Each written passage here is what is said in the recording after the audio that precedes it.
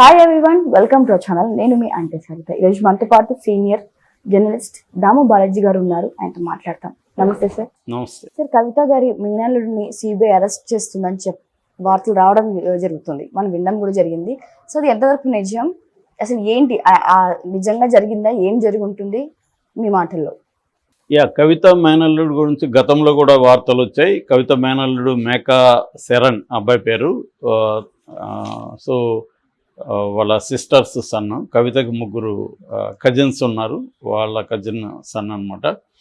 ఆ అబ్బాయి ఇప్పుడు అరెస్టు చేయబోతున్నారని ఒక వార్త వైరల్ అవుతుంది. దీనికి కారణం ఏంటంటే, నిన్న కోర్టులో బెయిల్కి సంబంధించి వాదనలు జరిగాయి. సో సిబిఐ తరఫున జవహబ్ హుస్సేన్ ఆర్గ్యూ చేశాడు, అడ్వకేటు. ఇటు కవిత తరఫున నితీష్ రాణా అక్కడ ఆర్గ్యూ చేశాడు రౌస్ అవెన్యూ కోర్టులో. సో వాళ్ళు ప్రధానంగా చెప్పింది ఏంటంటే, నిన్న కవితకి బెయిల్ ఇవ్వద్దు, ఎందుకంటే కవిత దాదాపు 10 ఫోన్లను ఫార్మేట్ చేసింది, అందులో చాలా ఇన్ఫర్మేషన్ ఉంది, ఆమె కోఆపరేట్ చేయట్లేదు, అంటే సాక్ష్యాధారాలని ఆమె తారుమారు చేసింది ఆల్రెడీ. సో ఇప్పుడు బెయిల్ ఇస్తే ఆమె ఇంకా ఎక్కువ తారుమారు చేసే అవకాశం ఉంది. అట్లాగే కవితకు సంబంధించి కవిత బినామీగా ఉన్న అరుణ్ రామచంద్ర పిల్లై అప్రూవర్గా మారి మాకు చాలా సమాచారం ఇచ్చాడు. అయితే కవిత అతన్ని బాగా బెదిరించిన తర్వాత అతను తన అప్రూవల్ స్టేట్మెంట్ని వెనక్కి తీసుకున్నాడు కోర్టులో. సో ఆమె సాక్షులను బెదిరిస్తుంది, సాక్ష్యాధారాలని తారుమారు చేస్తుంది, కాబట్టి కవితకు బెయిల్ ఇవ్వద్దు అన్న ఆర్గ్యుమెంట్ ప్రధానంగా చేశారు. అట్లాగే ఈ మొత్తం స్కీము ఎలా జరిగింది కూడా వివరించారు నిన్న కోర్టులో. అదేంటంటే, బేసిక్గా ఇది ఢిల్లీ ఎక్సైజ్ పాలసీ అంటారు. ఢిల్లీ ఎక్సైజ్ పాలసీ 2021-22కు అప్పటి వరకు గవర్నమెంటే అవుట్లెట్స్ని నడిపేది. 839 అవుట్లెట్లు 25 జోన్స్గా విభజించి ఆ అవుట్లెట్స్ని ప్రైవేట్ వాళ్ళకి ఇవ్వాలనేది ప్రధానంగా ఈ పాలసీ ఉద్దేశం.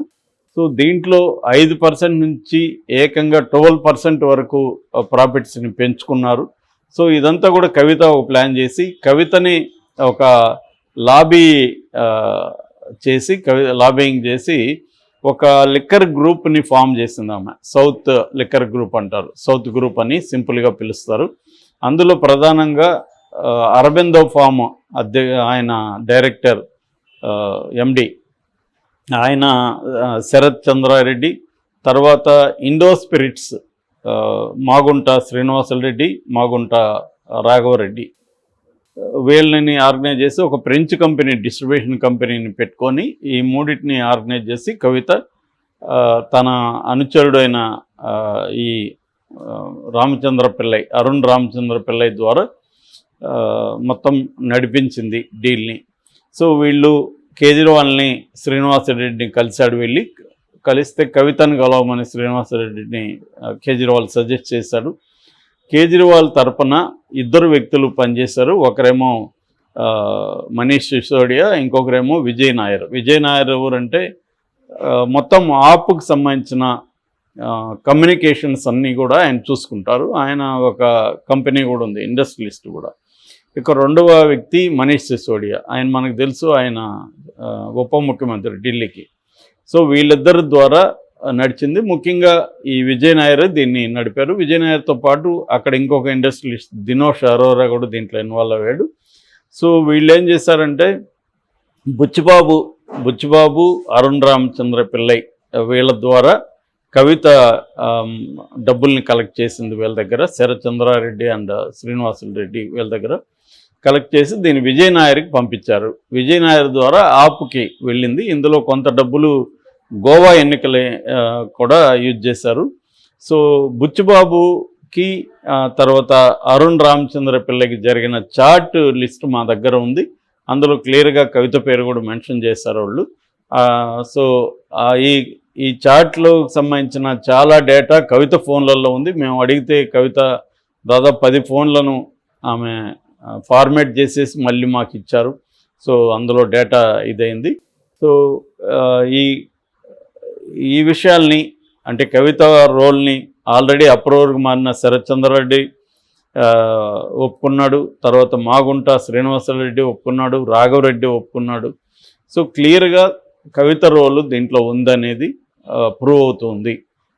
అనేది ఈ సిబిఐ తరపున అడ్వకేట్ గట్టిగా వాదనలు వినిపించారు. అయితే నితీష్ రాణా ఏమన్నాడంటే ఇదంతా కూడా ఫ్యాబ్రికేటెడ్ కేసు, వాళ్ళని అప్రూవల్గా కావాలని ఫోర్స్ చేసి మార్చారు, అప్రూవల్ స్టేట్మెంట్ ఆధారంగానే కవితను అరెస్ట్ చేస్తున్నారు తప్ప మెటీరియల్ ఎవిడెన్స్ కానీ డాక్యుమెంటల్ ఎవిడెన్స్ కానీ ఏమీ లేదు. అట్లాగే ఈ మనీ ట్రయల్ అనేది ఎక్కడ కనబడలేదు. ప్రొసీడ్స్ ఆఫ్ క్రైమ్ అంటారు, అంటే ఒక క్రైమ్ వల్ల వచ్చిన లాభాలు. మామూలుగా వీళ్ళు ఏం చెప్తున్నారంటే సిబిఐలు ఇది మొత్తం 398 కోట్లు ఈ లిక్కర్ స్కామ్లో లాభపడింది. ఇండో స్పిరిట్స్ ప్రధానంగా 192 కోట్లు ఇండో స్పిరిట్స్కి వచ్చాయి. ఈ ఇండో స్పిరిట్స్లో కవితకు 33% వాటా ఉంది. సో ఈ డబ్బుల్ని కవిత తన భర్త కంపెనీలు ఉన్నాయి, 8 కంపెనీలు హైదరాబాద్ తెలంగాణలో, ఆ కంపెనీల ద్వారా మళ్ళీ ఇన్వెస్ట్ చేసింది. రియల్ ఎస్టేట్ కావచ్చు, బ్యూటీ ప్రోడక్ట్స్ కావచ్చు, మెడికల్ డిస్ట్రిబ్యూషన్ కావచ్చు, హోటల్ రంగం కావచ్చు, వీటిల్లో నుంచి కవిత పెట్టింది.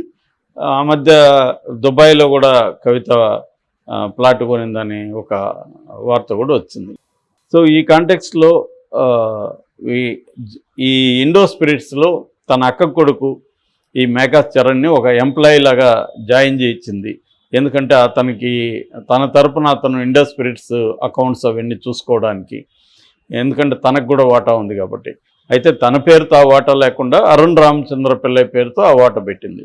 అరుణ్ రామచంద్ర పిల్లై కన్ఫెస్ చేశాడు, మా దగ్గర నాకు అంత సీన్ లేదు సార్, నా దగ్గర అంత పెట్టుబడి లేవు, కవిత పెట్టుబడులే నేను పెట్టాను, కవితకి నేను బినామీనే అతను ఒప్పుకున్నాడు. బట్ కవిత మళ్ళీ అతను బెదిరించడంతో అతను వెనక్కి వెళ్ళాడు. సో ఈ అబ్బాయి మేఘాచరణ్ ఎప్పుడు కూడా ఆఫీస్కి వెళ్ళేవాడు కాదు, అయినా కూడా 1 lakh శాలరీ తీసుకునేవాడు. సో అందుకని మేఘాచరణ్ కూడా చాలా విషయాలు తెలుసు, ఈమె తరపున అతను అక్కడ ఉన్నాడు కాబట్టి, అందుకని మేము మేఘాచరణ్ కూడా అదుపులోకి తీసుకొని ప్రశ్నిస్తాం అనేది వాళ్ళు చెప్తున్నారు. ఆల్రెడీ మనకు తెలుసు ఇక్కడ కవితకు సంబంధించిన వాళ్ళ భర్తకు సంబంధించిన అనేక దాదాపు 10 ఇళ్లల్లో కూడా ఆ మధ్య ఈడీ వచ్చి సోదాలో చేసింది, సెర్చింగ్ చేసిందన్నమాట. అందులో కూడా చాలా డాక్యుమెంట్స్ వాళ్ళు తీసుకెళ్లారు. అట్లాగే ఇంకొన్ని డాక్యుమెంట్స్ కవిత అడిగితే ఇవ్వట్లేదు అనేది కూడా వాళ్ళ ఆరోపణ. సో ఈ క్రమంలో కవితకు బెయిల్ అనేది రాలేదు. ఇప్పుడు May 6th మళ్ళీ వాయిదా పడింది కేసు. సో May 6th మళ్ళీ విచారణ జరిగే అవకాశం ఉంది.